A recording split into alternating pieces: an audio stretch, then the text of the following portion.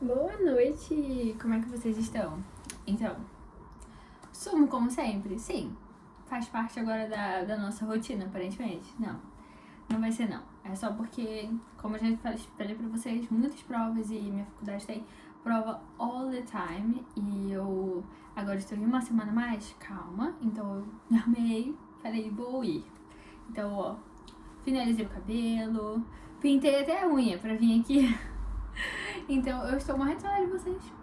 E lembra que eu falei que eu tinha pensado em vários assuntos pra poder falar e tudo? Hoje eu vou falar sobre o que eu achei assim mais interessante. E ele tem muito a ver com um comentário que recebi em um dos meus vídeos, eu acho que foi no penúltimo, que alguém comentou sobre a questão que eu tinha falado de Jesus, né, quando ele fala, Deus meu, por que me desamparaste? E eu achei interessante falar um pouco sobre isso, não exatamente sobre isso em si, claro que vai ter uma micro explicação disso, mas eu queria trazer primeiramente a ideia de um pensador pra gente poder colocar aqui e poder fazer sentido depois da ideia dele, porque eu achei interessante. Se você já viu o título, eu acho que sim, a gente vai falar sobre nós somos naturalmente maus? E essa é uma questão, um questionamento feito há muito tempo e a gente já chegou minimamente um tipo de consenso, mas é o tipo de assunto que é interessante a gente sempre relembrar de pensar, porque acho que ajuda a relembrar quem é que nós somos como seres humanos. Acho que é uma viagem engraçada, assim. Então, é isso. Eu queria falar de um pensador que eu gosto demais, é um dinamarquês. E eu não sei pronunciar o nome dele muito certinho, porque é dinamarquês, mas é o Søren Kierkegaard. Acho que é mais algo assim, Kierkegaard. Acho que é algo do tipo. Enfim, que ele fala que a angústia é a vertigem da liberdade. Eu achei isso interessante. Por quê?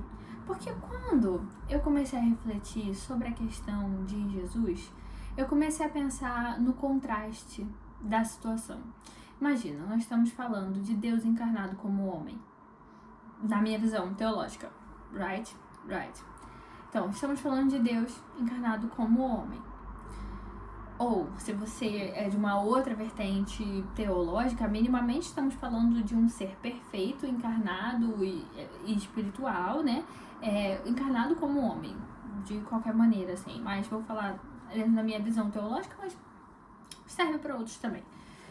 E Jesus, ele é essa pessoa que tem muita sabedoria, muito conhecimento, é um homem que demonstrou muita paz, demonstrou muita assertividade na hora de não ter paz, e naquele momento ele demonstra muita angústia, muito sofrimento. Então a gente percebe um contraste gigantesco e até na situação. Ele estava fazendo aquilo para livrar os nossos pecados, ele tinha consciência daquilo e ele tinha consciência de que não era o fim. E mesmo assim a angústia existia. Porque também diz a Bíblia que Jesus viveu todos os sentimentos humanos. Todos. E ele teve o controle sobre eles, mas que ele viveu todos eles. E a angústia é algo que aparece muito nesse momento. Apesar de ser um momento glorioso e importante, não deixa de ser doloroso, não deixa de ser difícil. Então eu fiquei pensando como tudo é um grande contraste. Como tudo é um grande contraste. E que seria uma grande desilusão, uma grande ilusão para nossa cabeça ficar achando que somos naturalmente maus ou que nós não somos naturalmente maus. No sentido de que nós somos naturalmente maus. E não somos também. Nós nascemos maus. E isso eu estou refutando uma galera. Mas nós nascemos maus. Mas nós também nascemos querendo ser melhores. Querendo ser bons. Clarissa, isso se configura para todas as pessoas? Não. A gente pode estar falando de uma pessoa que tem ali uma patologia, tem uma questão neurológica e tudo mais, e aí estamos falando de uma situação muito específica, mas falando no contexto geral, todos nós nascemos maus, pensamos coisas ruins e fazemos coisas ruins, mas todos nós também temos boas intenções ou boas vontades e buscamos evoluir. É como se nós nascêssemos naturalmente maus, mas também naturalmente temos o sentido de busca. Talvez seja justamente por isso que nós buscamos. Pelo fato de sermos naturalmente maus, nós queremos evoluir e melhorar. Isso nos move. E aí é quando eu comecei a pensar sobre o que o Søren Kierkegaard fala, que é sobre a angústia ser a vertigem da liberdade. Porque se a gente parar pra pensar, tudo na nossa vida, na vida em si, a vida da Terra, ela é uma grande contradição, sabe? Nós nem sequer deveríamos existir, pra começar. Pra gente existir já é toda uma situation. Mas se a gente for pensar, todos os dias, em 24 horas, existe o dia e a noite. Existe, pra você pensar, a sua própria vida, sabe? Desde o dia que você nasceu, você está morrendo. E isso torna você vivo. A morte e a vida não são coisas separadas ou coisas que são opostas umas à outra. Elas fazem parte de uma coisa só. A sua vida engloba a morte. E isso é uma coisa natural. Ai, Clarissa, que pessimista. Um pouco. Mas é porque eu também tô tentando trazer a ideia de que nem tudo é uma coisa negativa ou positiva, mas que nós somos muito múltiplos e somos completamente contrastantes. Voltando à questão do que Jesus falou, eu, quando vi aquele comentário, eu fiquei pensando... Derrubei aqui levemente. Eu fiquei pensando sobre pra onde ele apontava, porque aquele desabafo de Jesus, ele não era apenas um desabafo dele, assim, por mais que ele tenha demonstrado, sim, muita angústia, muita dor em outros momentos ali, ainda assim, aquilo ele estava apontando para uma coisa específica do Antigo Testamento, que é em Salmos 22, e eu vou ler Salmo 22. Esse vai ser o mais longo que eu vou ler até agora, então eu espero que você gostem. Se você tem a Bíblia, pega a sua Bíblia, a gente espera, pausa. Pegou? Ótimo. Ótimo, ótimo, ótimo. Se você não tem, tenta ler, porque aí você consegue acompanhar melhor do que eu falando, eu acho. E é isso, mas se não, vou tentar falar o mais tranquilo e calmo que eu conseguir, ok? Então vamos lá. Salmos 22 começa com... esse é um salmo de Davi, ok? Que é alguém, um tipo de Jesus. Então vamos lá. Meu Deus, por que me abandonaste? Descuidado de me salvar, apesar das palavras de meu rugir. Meu Deus, eu grito de dia e não me respondes, de noite e nunca tenho descanso.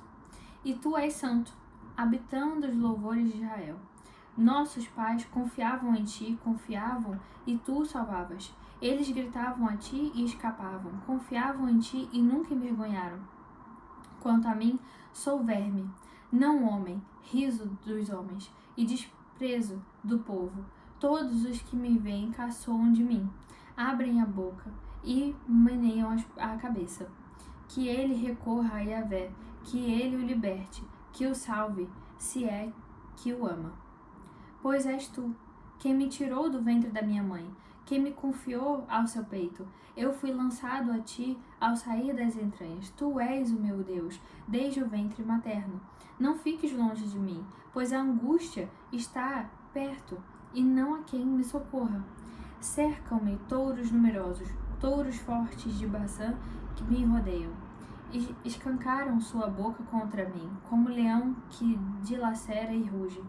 Eu me derramo como água, e os meus ossos todos se desconjuntam. Meu coração está como a cera, derretendo-se dentro de mim. Seco é o meu paladar, como caco.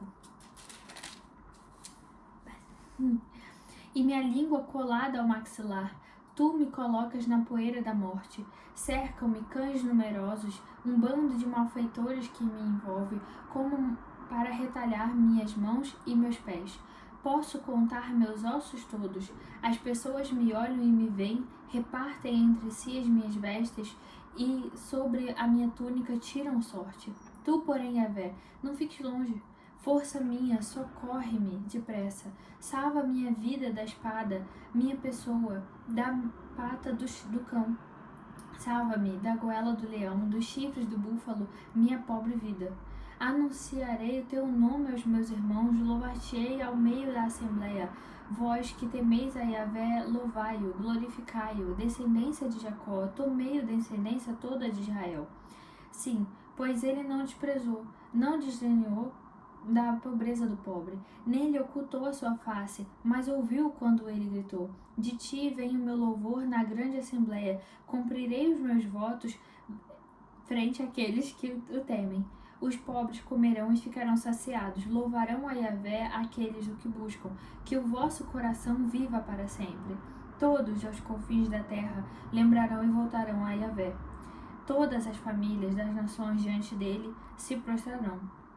Pois a Yahvé pertence à realeza, ele governa as nações. Sim, só diante dele, todos os poderosos da terra se prostrarão. Perante ele se curvarão todos os que descem ao pó, e por quem não vive mais. Sua descendência o servirá, e anunciará o Senhor às gerações que virão, contando a sua justiça ao povo que vai nascer. Eis a sua obra. E aí, o seguinte, que é o 23, ele é bem curtinho, então eu vou, já que eu li um gigante, vou acrescentá-lo aqui, que ele fala: Yahvé é meu pastor, e nada me falta. Em verdes pastagens me faz repousar. Para as águas tranquilas, as águas tranquilas me conduz e restaura minhas forças. Ele me guia por caminhos justos, por causa do seu nome. Ainda que eu caminhe por vales tenebrosos, tá vendo? Não tem corte nenhum. Tenebrosos, nenhum mal temerei, pois estás junto a mim. Teu bastão e teu cajado me deixam tranquilo. Diante de mim preparas a mesa, à frente dos meus opressores. Unges a minha cabeça com óleo, e minha taça transborda. Sim, felicidade e amor me seguirão todos os dias da minha vida. Minha morada é casa de Yahvé, por dias sem fim. Você entende o contraste absurdo que está acontecendo aqui? Ao mesmo tempo que ele clama, você percebe que ele está clamando porque ele tem angústia. Entende? A angústia, ela é a vertigem da liberdade, porque ela nos lembra que nós somos livres. Ela nos lembra que nós somos decisores da nossa vida, somos importantes para tomar nossas próprias decisões, e temos que tomar decisões. Inclusive, não tomar uma decisão é tomar uma decisão.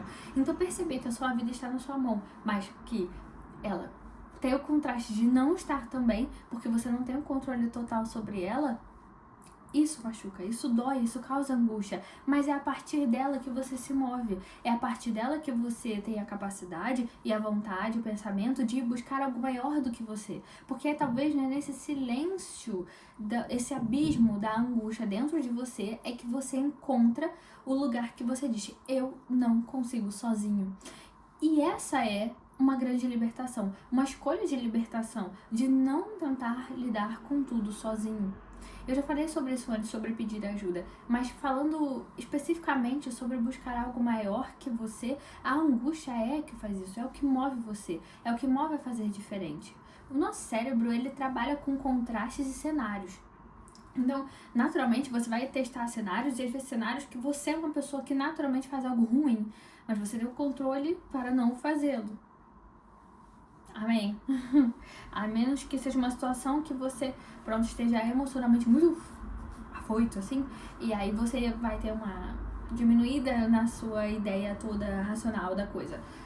Aí é uma outra questão. Mas se tratando de pensamentos, às vezes pensamentos mais impulsivos e coisas assim, você normalmente vai ter ali o controle.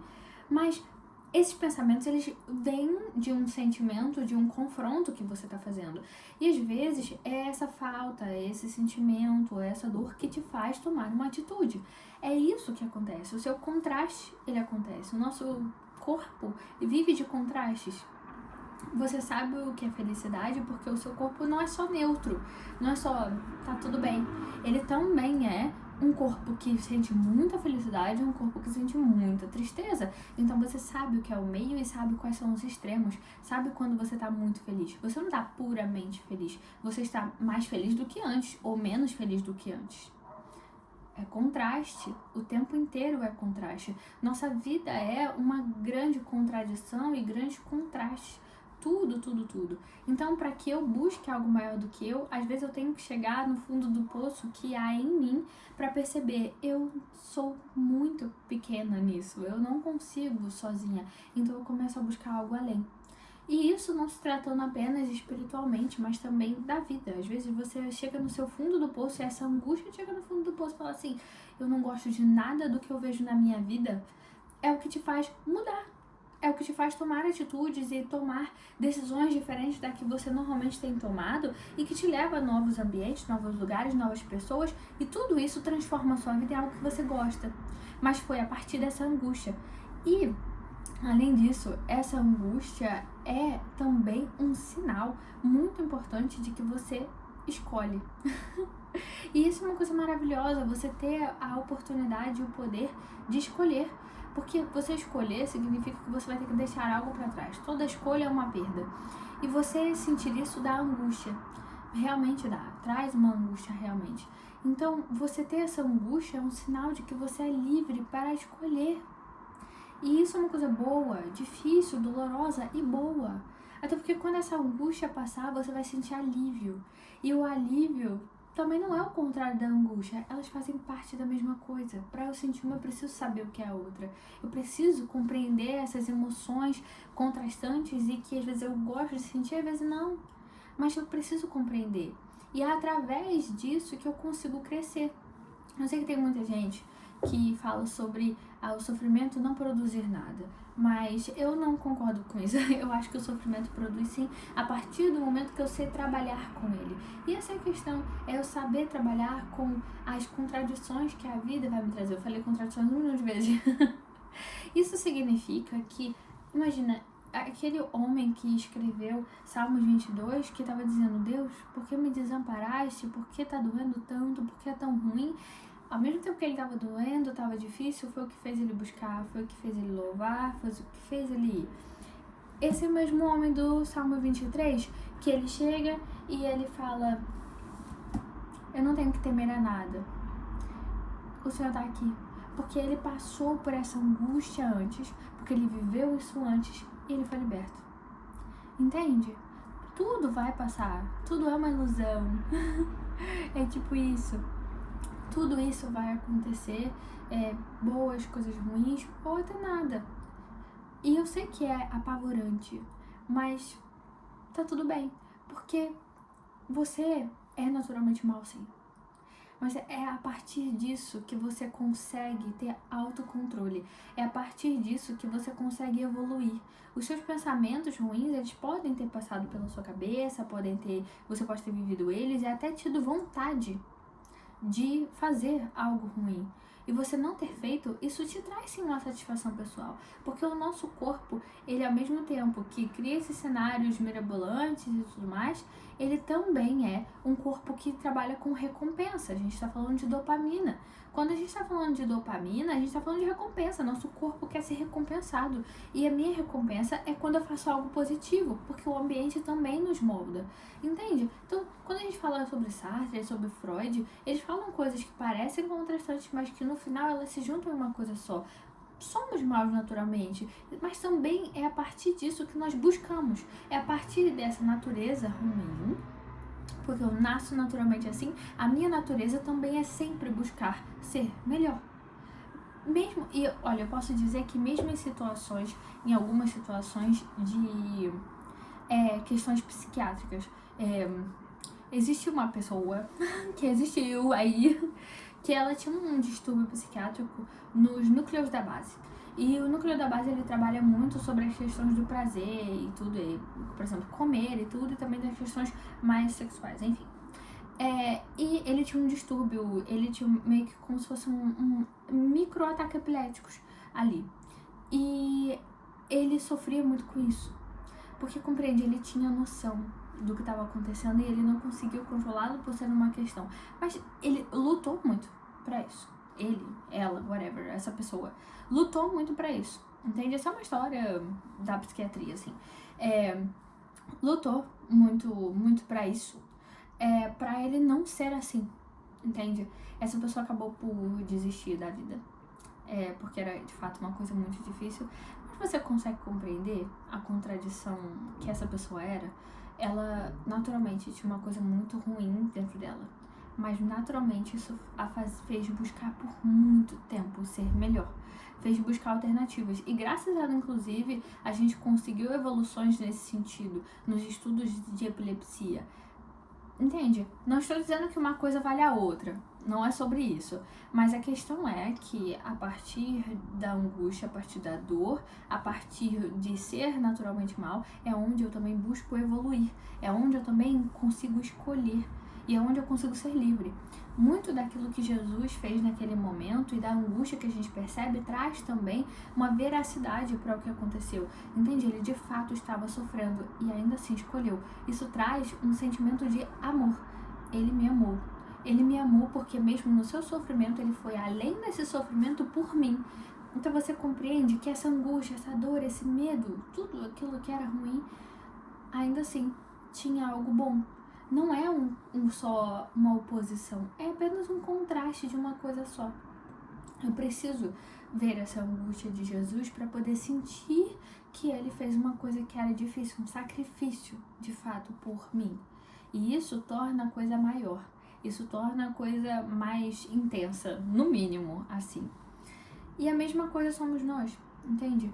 Desde que o pecado original ocorreu e tudo mais, nós nascemos pecadores, nascemos naturalmente aptos para pecar, aptos para fazer coisas ruins, mas nós também nascemos com uma sede, um vazio, e esse vazio também significa que nós sabemos o que é estar preenchidos, pelo menos por algum momento. Então é isso. A ideia era só refletir sobre isso, sobre refletir sobre ser naturalmente mal, é verdade. E ser ser naturalmente alguém que busca ser bom, também é verdade, ok? E a gente pode pensar em Rogers, por exemplo, que fala um pouco sobre isso, né? Sartre também fala um pouco sobre isso, fala sobre a gente ter uma tendência natural para isso, enfim, para empatia e etc. Então a gente pode pegar vários pensadores e utilizar nesse sentido, mas eu queria muito trazer esse exemplo de Jesus porque eu achei que foi um comentário interessante que a gente podia fazer um gap sobre isso. E, enfim, eu espero que você saia daqui refletindo um pouco sobre certas maldades que você já fez e que você pensou, porque às vezes você, com certeza, como todo mundo, tem pensamentos e sentimentos que você tem vergonha de falar porque eles são tão ruins, mas tão ruins, que você não fala, mas porque você tem a noção. E isso também é bom, porque você tem consciência do que é bom e ruim. E isso é uma coisa que neste mundo, nesse momento, é bom. Da forma como a gente vive hoje. Isso é bom, ok? Você precisa ter noção do que é bom e ruim, porque isso também te faz ser livre para escolher. Escolher a fé que você quer seguir, escolher seguir de fato essa fé ou não, seguir conceitos morais e éticos. Você tem esse direito de cumprir ou não, de entender e acolher aquilo que faz sentido para você ou não, a partir da angústia, a partir da maldade. Tudo isso é produtivo, porque faz parte de uma coisa só. E claro, não estou falando aqui sobre o plano perfeito de Deus no sentido de como era no início e tudo mais, antes disso não, estou falando sobre o mundo que temos hoje. É o único pelo qual eu tenho um conhecimento porque eu vivo nele. E como a gente pode utilizar o sofrimento, a angústia e a maldade a nosso favor, no sentido de saber trabalhar com eles, já que são coisas naturais do nosso corpo. Tal qual a gente hoje em dia tem essa ideia muito mais aflorada de que a tristeza faz parte da vida e faz parte da felicidade também, eu também quero trazer a ideia de que a morte faz parte da vida, estamos morrendo desde que nascemos, mas também que a maldade faz parte da bondade, porque é a partir dela que eu consigo ter consciência do que eu estou fazendo, ter consciência e escolha para fazer o bem. É a partir dela, é a partir do conhecimento aliado ao sentimento, aliado à esperança. Eu estava falando sobre isso hoje, sobre a importância da esperança, e isso vai ser o próximo vídeo. Porque a importância da esperança eu acho que é interessante. Eu fiz vídeos muito pessimistas, eu acho, assim, quer dizer, não foram pessimistas, mas trazendo uma ideia diferente acerca de coisas um pouco pessimistas, no geral, para a sociedade, assim. Então, acho que eu vou trazer algo diferente aqui, a importância da esperança. Já até sei sobre o que um pouco eu vou falar e eu espero que vocês gostem. Espero que tenham gostado disso aqui também. Eu acho que às vezes eu falo muito e eu tenho a sensação, eu queria só me abrir um pouco agora também, porque eu gosto de trazer aqui as questões minhas também, porque pronto, essa é a ideia desde o início. Eu, de fato, acho que eu falo muito. E eu acho que eu, às vezes, sou um pouco prolixa, assim, um pouquinho. Mas é porque eu gosto de que aqui seja um ambiente em que nós possamos ser nós mesmos, sabe? Em que eu possa dizer, olha, eu sinto coisas que eu tenho vergonha, eu penso coisas que eu tenho vergonha. Eu posso não me abrir sobre isso exatamente, mas compartilhar com vocês uma dor humana, sabe? Que eu não sou só a pessoa que eu quero ser, mas eu também sou alguém que está em constante busca de ser. E eu gosto de trazer isso e eu gosto também de ser diferente, sabe? Diferente dessa coisa toda da internet que a gente tem hoje, sabe? É uma coisa muito frenética, é tudo muito a mesma coisa. E por isso também os vídeos nunca tem nenhum tipo de corte, o que errou, se teve barulho, teve. E é isso, sabe? Eu tento sempre pegar o feedback de vocês, assim, eu fico muito feliz quando o João comenta. Obrigada, João. Mas enfim... eu fico muito feliz, de verdade, porque eu gosto do feedback de vocês pra poder melhorar, então eu tento falar mais alto, eu tento fazer coisas assim. Eu vou comprar um microfone, eu prometo. Mas, enfim, nada disso daqui é um peso pra mim, entende? Eu acho que por isso também eu sempre chego e falo, olha gente, desculpa, eu queria muito estar aqui, mas eu não estava porque eu tive prova. Porque não é um peso, não é uma obrigação pra mim, é uma coisa que eu de fato gosto de fazer e que eu espero que as minhas reflexõezinhas que estão aqui dentro da minha cabeça possam minimamente produzir algo em você e você possa também produzir algo em mim. E é isso. Tá bem? Eu espero que você tenha tido uma ótima semana sem mim, apesar disso, eu sei que é difícil. E que você se lembre que tá tudo bem. Você é um pouquinho mal, sim. Você vai sofrer, sim. Mas é a partir disso que você pode começar a ter mais consciência e liberdade, essa vertigem de liberdade, pra buscar ser algo diferente, pra fazer algo e pra evoluir. Você precisa estar aqui pra estar aqui, obrigatoriamente, sabe? A nível de crescimento e evolução pessoal, ok? Não estou falando de questões sociais, estruturais, etc, porque pronto, a vida não é tão justa nesse sentido. Mas a nível emocional e espiritual e evolução pessoal, a gente tem uma escada para as coisas. Eu não naturalmente nasço perfeita, até porque seria muito sem graça, né? Então é isso, ó. Um beijo, fica bem e até o próximo que a gente vai falar sobre esperança. Eu acho que vai ser legal.